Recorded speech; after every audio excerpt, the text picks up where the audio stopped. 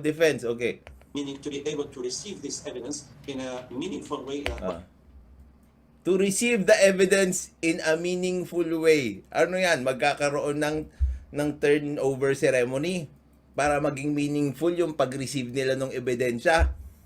Nagpapalusot na lang kayo eh. Why? Parang magagalit yung judge sa'yo. Why did you turn over the evidence not in a meaningful way?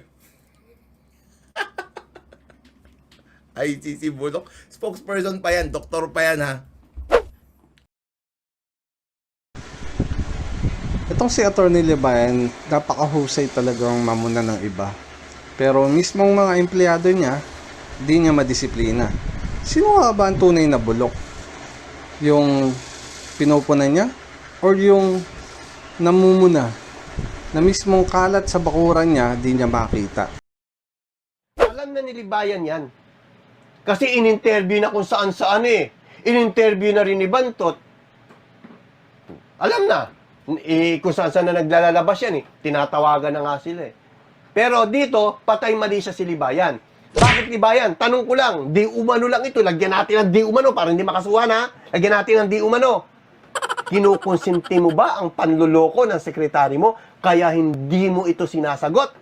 At busy ka kay Atty. Claire na dating kaibigan mo, na tinatraidor mo, isa kang traidor, Libayan, ang kapal na mukha mo. No? Ba't di mo i-content yan? Sekretary mo yan, dama yung law firm mong bulok. Kung ang ICC bulok, law firm mo bulok. Ganyan kabulok ang batas natin na law firm mo, na parang kubeta lang dyan sa tagig.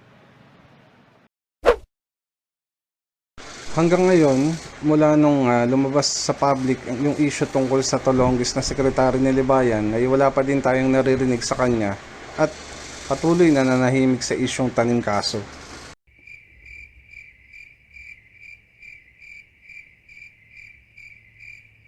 Ebidensya lang, nasa kanya yung ebidensya na itong babaeng to. Tuloy.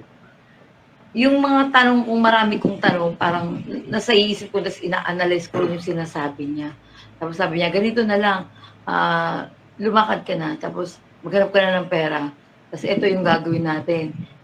Sabi ko, iwan ko na sa inyo itong mga ebidensya ko para mapag-aralan niyo ako. Tapos, hindi umalis ako na naiwan yun at syempre, yung nasa isip ko, tataniman. Kailangan daw, yun, may kukunin siya mga cheque doon, nalalagyan niya ng malaking amount para pumasok na. Pag pumasok yung cheque, magbabounce. So, papailan na ako nila ng kaso. So, parang tanim kaso ba? Para hindi na raw ako ma-extradite. Pero, which is, nung time na yon, siyempre, nagdadalawang isip ako, paano magkakaganon? Napakasalaula ng payo na yun, ano? Strategy. Best strategy tawag doon, hindi strategy. Strategy. Patulpo na yan. Sagutin mo ito! Namit si Rose. Rose, yung secretary. Pero Sabi niya, nagbigay ka ba ng 5,000 after that para mabawi mo yung ano? Hindi rin. Nandun sa kanya po yung cheque. Kaya sabi Ibig sabihin hindi siya nagbigay at yung dokumento daw na kailangan niya na binabawi niya sana nandun pa rin sa Rose. So kailangan address, attorney, address mo to. Kailangan mong i-address to. Kasi mapapasama ka dito. Mababahira ng pangalan mo dito. Perfect. No, kapag ka ito ay hindi mo in-address properly, masasabihan ka na konsentidor ka. Ang longest dyan na tauhan mo. Kung ito man ay tauhan mo ha, si Rose. Perfect. Hindi lang ako at si Melo ang nag-call out kay Atty. Libayan para sagutin at i-address ang naturang issue. Pati na din ang kaalyado nilang si Gossip Central ay nag-call out din personally dahil na-alarma sa ginawa ng kanyang sekretary. Ngunit tila dead mat wala pa din pakialam dito si Libayan. Ngayon, na-interview to ni Kayo, which is almost 2 hours yata yung interview ni Kayo dito. And wala naman siyang nabanggit doon na about sa opisina ni Attorney Libayan. 2 hours yun ha. And yung piece na yun ay very very important. Ngayon, meron siyang claim dito sa interview niya kay Yumi. Yumi Santiago yata to. Oh, yeah, it's Yumi Santiago. Na pangalawa or hindi ako nakakamali, pangalawang interview na niya rin ito. Kasi parang siya yung nag-break ng news about sa nangyari kay Ate Girl.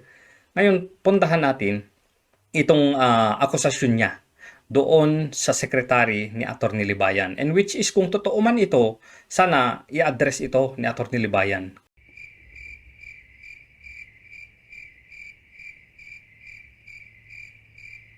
Kasi nasa 15,000 views na to eh. Medyo nakakasira sa pangalan ni Attorney Libayan at sa kanyang law firm. Okay? So panoorin. Ang sinasabi po namin dito, kaya lang nako-connect kay attorney kasi secretary niya yung role. Sekretary niya nga, sekretary niya. Ang mag-uusap talaga dyan, dahil nakapag-connect na si sir kay attorney na yung roles, pakigawa ng paraan, anong magiging solution. Kasi solution ang kailangan natin, remedy, solution, para itong secretary niya, siyang kakastigo o siyang kakausap. Pero nasabi ko na yung Attorney El. Aware na si Attorney El just sa pangyayaring yan, kaya... Kasi nakakaya din yung simpleng-simple lang na papel, di pa may balik. 5,000 o sabihin na natin na... I think hindi naman yun yung issue eh. I think hindi naman kasi yun yung issue eh. Ang issue dito is, unang-una, maraming claims na hindi natin alam kung nangyari ba o hindi, right? Kasi ang ebidensya lang naman dito is screenshot. Kaya nga sabi ko, hindi ako pwede lumabas yung screenshot kasi yan lang yung evidence na pwede ako mag-rely kasi may record ka eh. Ito, may record ka eh, di ba? So, hindi ko kayang i-deny yan. Pero sa outside, yung mga kwento, of course, meron sariling kwento si Rose, right? Like for example, pwede niya sabihin na, well, hindi naman nila kinuha eh. O, yun na yun. O, hindi parang lumalabas tuloy ngayon, naninira ka pa. Nagigets mo? Ligtas, maghugas kami yung isa. Oo, pwede mangyari yun. I don't know. Kaya nga, ang prefer ko sana nun is, huwag mo muna sabihin publicly. Pero hindi kita pipigilan. Kasi baka mag-isip ngayon ng palusot yun.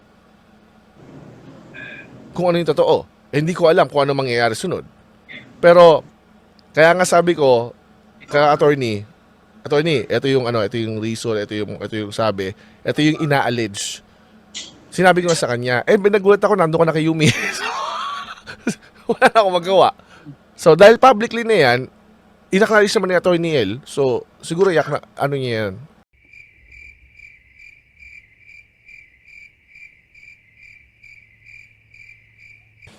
Itong babaeng ito, yung nasa kanan natin, tinatawagan niya si Attorney Libayan. Tinetext niya, hindi nagre-reply. Naghihintay lang naman ako. Alam ko naman ang puso Hindi, niya. tama naman. Siguro si Ma'am Dam... Ano ba? Ulit pangalan nito? Rachel. Ma'am, si Madam Rachel, siguro ano lang siya, hindi siya na-excite. Naghahanap talaga siya ng tao makakatulong sa kanya.